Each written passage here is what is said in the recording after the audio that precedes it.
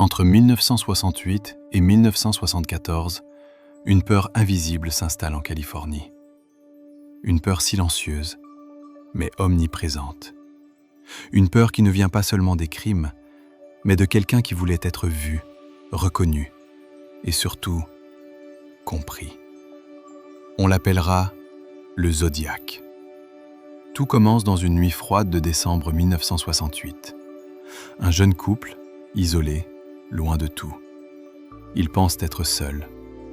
Mais dans l'obscurité, quelqu'un les observe. Quelques instants plus tard, des coups de feu déchirent le silence.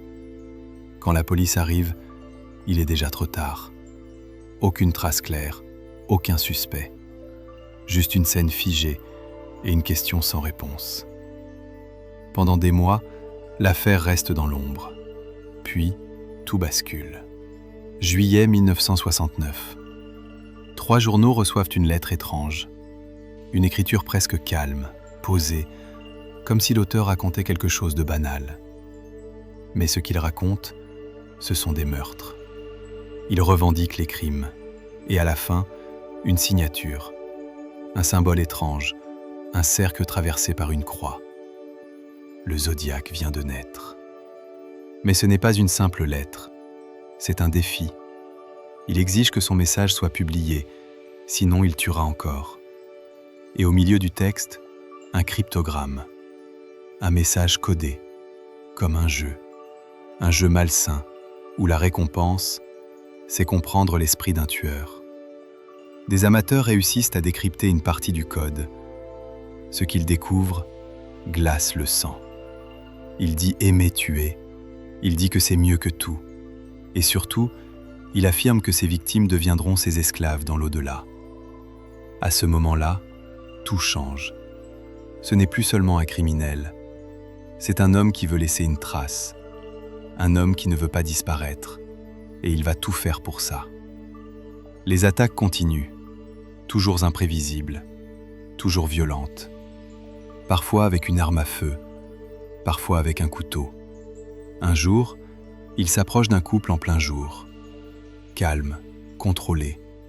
Il parle, comme si tout était normal. Puis il attaque, comme si la violence faisait partie de lui. Mais ce qui rend le Zodiac différent, ce ne sont pas seulement ses crimes, ce sont ses mots. Ses lettres deviennent plus nombreuses, plus longues, plus dérangeantes. Il se moque de la police, il corrige les journaux, il donne des indices, puis les contredit, comme s'il contrôlait tout, comme si toute cette affaire était son histoire. Un jour, il appelle même la police, lui-même, d'une voix posée, presque détachée. Il veut être sûr d'une chose, qu'on sache que c'est lui. La peur s'installe partout. Les gens évitent de sortir. Les couples n'osent plus s'isoler. Chaque bruit devient suspect. Mais le plus terrifiant, c'est que personne ne sait à quoi il ressemble. Il peut être n'importe qui. Un voisin, un collègue, un inconnu dans la rue. Les années passent. Les enquêteurs accumulent des pistes, mais rien de concret. Des suspects apparaissent, puis disparaissent. Et les lettres continuent. Toujours ce même ton froid, toujours ce besoin d'attention. Puis, lentement, le silence. Plus de lettres, plus d'attaques confirmées. Le Zodiac disparaît, sans arrestation, sans identité, sans conclusion. Comme s'il n'avait jamais existé. Mais il a laissé quelque chose derrière lui. Des codes, dont certains restent encore non résolus aujourd'hui. Des messages qui continuent d'intriguer. Et surtout, une question qui ne disparaît jamais. Pourquoi ? Pourquoi vouloir être vu sans jamais se montrer ? Pourquoi jouer avec la police au lieu de fuir ? Peut-être que la réponse est simple.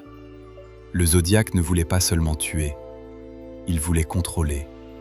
Contrôler la peur, contrôler l'attention, contrôler l'histoire. Et le pire, c'est qu'il a réussi. Aujourd'hui encore, son nom est connu. Ses lettres sont étudiées. Et son mystère reste intact. Un tueur sans visage, un esprit insaisissable, une énigme jamais résolue.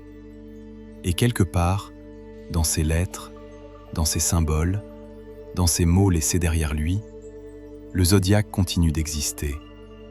La vraie question, ce n'est pas seulement qui il était, c'est est-ce qu'il voulait vraiment être arrêté ?